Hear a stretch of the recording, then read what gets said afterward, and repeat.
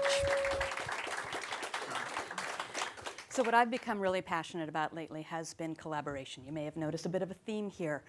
We're hearing all the time about how collaboration is one of those 21st century skills that our kids need to learn. But it turns out we really need to learn it as well, and we're not always all that great about it.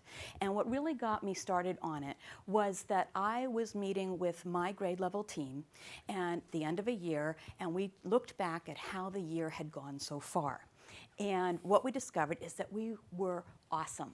Okay, we had managed to put tons of great curriculum together. Our kids were engaged. We were having a great time. We loved what we were doing. So you can imagine how upsetting it was when we got to the end of the following year and we got together and we looked back on the year and we decided that we stunk.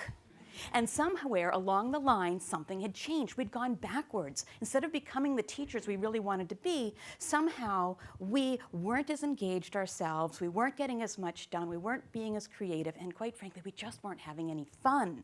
And that really wasn't very good. So we tried to figure out why that was. And we finally realized that the problem was we had stopped getting together to collaborate.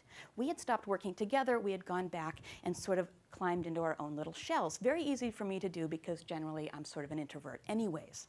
So it makes sense though that losing that collaborative spirit, that space that we had changed our experience because we are in fact made to collaborate. You know, your parents, your teachers, your clergymen, they'll all tell you that they're the reason they taught you to hold hands and sing Kumbaya and buy the world a Coke and everything will be great. But the reality is it's our brain. We have evolved to do that. We have wonderful chemicals that get started when we're working together and helping each other. And despite the fact that we really have sort of these weak little bodies that aren't very good at surviving out in the wild, somehow we have managed to be the diners rather than the dinner. And that is because we work together. So I went out and started to wonder, why is it if in fact we are made to collaborate, we create workspaces like this? Welcome to my classroom, everyone come on in. Now I'm going to teach Get Out and leave me alone. Well, I started to talk to people about how we needed to collaborate, and what happened is I started to hear the same thing over and over and over again. So it began with, well, we don't have any time. We don't have common planning time. I'm busy, can't do this. The other issue was location. You know what, I can't collaborate with the other science teachers because they're in other buildings. We can't even get together. And then finally, it was about interests. You know, I really want to learn how to use VoiceThread in my classroom, but nobody else wants to. So now I'm on my own. I don't have anybody to work with. Well, my argument is that this is the easy stuff, that in fact all the things that we bring up we can easily get over. Think about time. Well, first of all, it's great if we can get our administrators to give us some common planning time. That would be wonderful. Sometimes we can't do that. So we can also work asynchronously, meaning that we can use things like Google Docs or create a wiki or do something where we can put some of our ideas out there and somebody can work with them at a later time and then we can come back to it. Location. Distance doesn't matter anymore. We have FaceTime, we have Google Hangouts, we have Skype. It doesn't matter. You can Skype with someone down the hall, which I've actually done. They were only 2 classrooms away. I don't know why we did it. It was fun. Or you can Skype with someone who's in New Orleans or who's in a whole other part of the world. So distance really shouldn't matter anymore. And finally, if you can't find somebody right around you who's got the same interest, well, reach out to your PLN. Look at your social networks. It turns out that I did find someone who wanted to work on what I can do with VoiceThread in the classroom. He just happened to be in England. So by leveraging those networks, I was able to do what I wanted to do. So here's the question. If in fact our easy stuff really is easy, the things we bring up really are easy to deal with, what about the tough stuff? What is it that we're not talking about?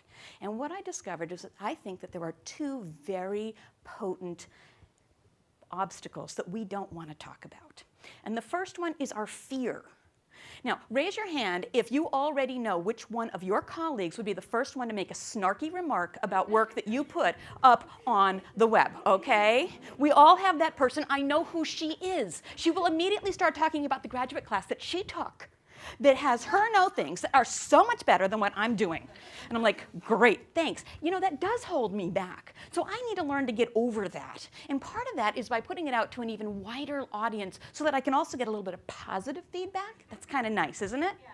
So the other issue is expectations. We have unrealistic expectations of perfection. We feel that we should know it all.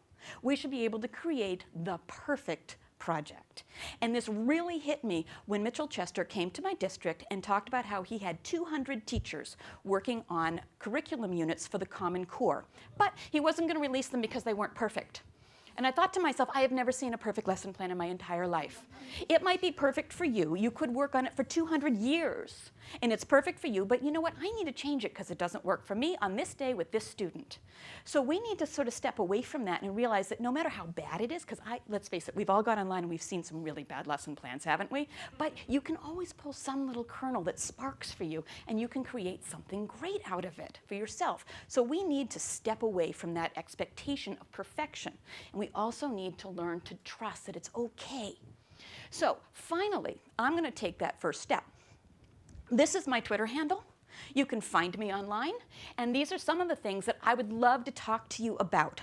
I will talk to you about anything. I will collaborate and create and just chat if that's what it takes. But the fact is, I don't have any answers, but you never know what it is that we can do together once we get working. So thank you very much.